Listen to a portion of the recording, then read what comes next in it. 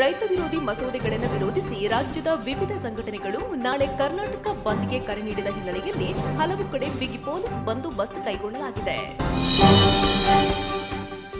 ರೈತರ ಬೆಳೆಗೆ ಹೆಚ್ಚಿನ ಬೆಲೆ ಸಿಗಲಿ ಎಂದು ಭೂ ಸುಧಾರಣಾ ಕಾಯ್ದೆಯನ್ನ ಜಾರಿ ಮಾಡಲಾಗಿದೆ. ಇದನ್ನರಿತು ನಾಳೆಯ ಕರ್ನಾಟಕ ಬಂದ್ ವಾಪಸ್ ಪಡೆಯುವಂತೆ ಸಿಎಂ ಬಿಎಸ್ ಯಡಿಯೂರಪ್ಪ ರೈತ ಮುಖಂಡರಲ್ಲಿ ಮನವಿಯನ್ನ ಮಾಡಿಕೊಂಡಿದ್ದಾರೆ. ಡ್ರಗ್ಸ್ ಪ್ರಕರಣಕ್ಕೆ ಸಂಬಂಧಿಸಿದಂತೆ ತನಿಖೆಯನ್ನ ಇನ್ನಷ್ಟು ತೀವ್ರಗೊಳಿಸಿರುವ ಮಂಗಳೂರು ಸಿಸಿಬಿ ಪೊಲೀಸರು ಇಂದು ಮತ್ತೊಬ್ಬ ಡ್ರಗ್ ಪೆಡ್ಲರ್ ಅನ್ನ ಬಂಧಿಸಿದ್ದಾರೆ. ಸೂರಿಂಜೆ ನಿವಾಸಿ ಮಹಮ್ಮದ್ ಶಕೀರ್ ಎಂಬಾತನು ಡ್ರಗ್ಸ್ ಪೂರೈಕೆ ಮಾಡುತ್ತಿದ್ದ ಎಂಬ ಆರೋಪದ ಹಿನ್ನೆಲೆಯಲ್ಲಿ ವಶಕ್ಕೆ ಪಡೆದುಕೊಂಡಿದ್ದಾರೆ.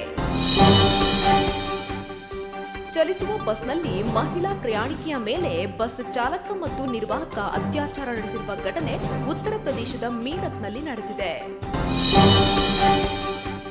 ರೈತರ ಪರ ಕಾಯ್ದೆ ಜಾರಿ ಮಾಡಿ ರೈತರಿಗೆ ಆಗುವ ಅನುಕೂಲದ ಬಗ್ಗೆ ನಾವು ಯೋಚನೆ ಮಾಡ್ತೀವಿ. ದಲ್ಲಾಳಿ ವ್ಯವಸ್ಥೆಯಿಂದ ರೈತರನ್ನ ಮುಕ್ತ ಮಾಡುವುದು ತಪ್ಪೇ ಎಂದು ಎಪಿಎಂಸಿ ಕಾಯ್ದೆ ವಿರೋಧಿಸಿದವರ ವಿರುದ್ಧ ಸಂಸದ ಪ್ರತಾಪ್ ಸಿಂಹ ಗುಡುಗಿದ್ದಾರೆ.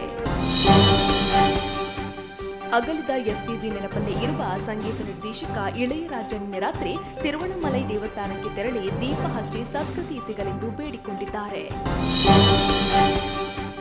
ಅನಾರೋಗ್ಯದ ಸಮಸ್ಯೆಯಿಂದ ಆಸ್ಪತ್ರೆ ಸೇರಿಕೊಂಡ ನಟ ಶರಣ್ ಆರೋಗ್ಯದಲ್ಲಿ ಇದೀಗ ಚೇತರಿಕೆ ಕಂಡು ಬಂದಿದ್ದು ಅವರಿಗೆ ಕಿಡ್ನಿ ಸ್ಟೋನ್ ಸಮಸ್ಯೆ ಬಿಟ್ಟರೆ ಬೇರೇನೂ ಸಮಸ್ಯೆ ಇಲ್ಲ ಎಂದು ನಿರ್ದೇಶಕ ಸಿಂಪಲ್ ಸುನಿ ಹೇಳಿದ್ದಾರೆ. ಲೂಡೋ ಆಟದಲ್ಲಿ ಮಗಳನ್ನ ಸೋಲಿಸಿದ ಅಪ್ಪ ಖುಷಿಯಲ್ಲಿ ಡ್ಯಾನ್ಸ್ ಮಾಡ್ತಿದ್ರೆ ಇತ್ತ ಮಗಳು ಅಪ್ಪನಿಂದ ಮೋಸ ಆಯ್ತೆಂದು ಕೋರ್ಟ್ ಮೆಟ್ಟಿಲೇರಿದ ಘಟನೆ ಮಧ್ಯಪ್ರದೇಶದಲ್ಲಿ ನಡೆದಿದೆ.